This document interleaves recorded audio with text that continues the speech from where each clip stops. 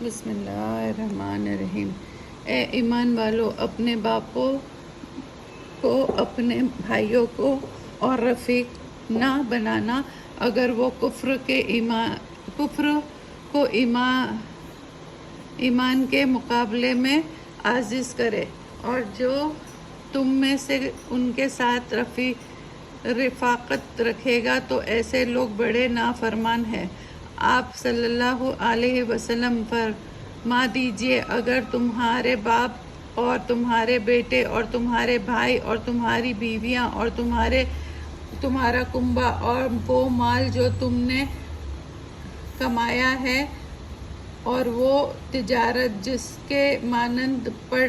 جانے کا تم کو اندیشہ ہو، اور وہ گھر جس کو تم پسند کرتے ہو، تم کو اللہ، اس کے رسول اور اس کی راہ میں جہاد کرنے سے زیادہ پیارا ہے، تو تم منتظر رہو یہاں تک کہ اللہ اپنے حکم سے سزائے ترک ہجرت کو بھیج دے، اور حکم نہ ماننے والوں کو اللہ کے مقصد تک نہیں پہنچاتا۔ اللہ نے تم کو اکثر مقام پر کفار کے مقابلے میں غلبہ عطا کیا، اور حنین کی روز بھی، جبکہ تم کو اپنی کثرت کا بھرم تھا، پھر وہ کثرت تمہارے لیے کوئی مفید نہ رہی، اور تم پر زمین باوجود اپنی وسعت کے تنگ ہونے لگی، پھر اکثر کار تم پیٹھ دکھا کر بھاگ نکلے۔ پھر اللہ نے اپنے رسول پر اور دوسرے مومن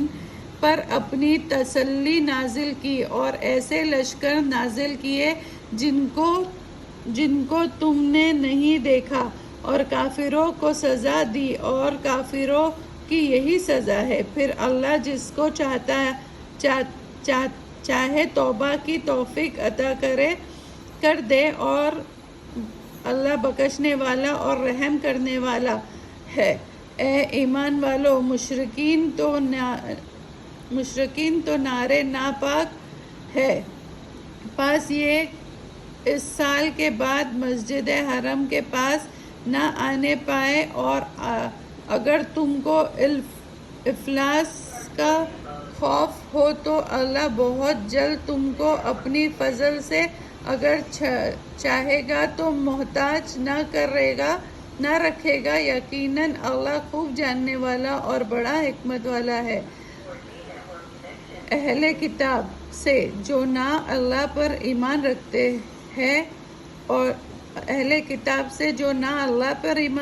ہیں اور نہ قیامت پر، اور نہ ان چیز کو حرام سمجھتے ہیں جو اللہ نے اور اس کے رسول نے حرام کی ہے، اور نہ سچے دین کو قبول کرتے ہیں، یہاں تک لا دو کہ وہ محتاج ہو کر اور رعایا بن کر جزیہ دینا منظور کرے۔ اور یہود نے کہا کہ عزیر اللہ کا بیٹا ہے، اور نصارہ نے کہا مسیح اللہ کا بیٹا ہے۔ یہ ان کا قول ہے ان کے منہ سے کہنے کا، یہ بھی انہی لوگوں کی سی باتیں کرنے لگے ہیں جو ان سے پہلے کافر ہو چکے ہیں۔ اللہ ان کو غارت کرے، یہ کدھر جا رہے ہیں۔ ان لوگوں نے اللہ کو چھوڑ کر اپنے علماء کو مشائخ کو رب بنا رکھا ہے، اور مسیح بن مریم کو بھی، جبکہ ان کو یہ حکم ہے کہ بس ایک معبود کی عبادت کرے جس کے سوا کوئی بھی عبادت کے قابل نہیں ہے، وہ پاک ہے ان کے شرک سے۔ یہ لوگ اللہ کو نور اللہ کے نور کو اپنے منہ سے بجھا دینا چاہتے ہیں، حالانکہ اللہ اپنے نور کو مکمل کیے بغیر نہیں مانیں گے، اگرچہ کفر ناخوش ہو۔ وہ اللہ ایسا ہے کہ اس نے اپنے رسول کو ہدایت اور سچا دین عنایت فرما کر بھیجا ہے تاکہ اس کو کل دنوں پر غالب کر دے، گو مشرک ناپسند کرے۔ اے مومنو، یہود کے اکثر علماء اور مشائخ لوگ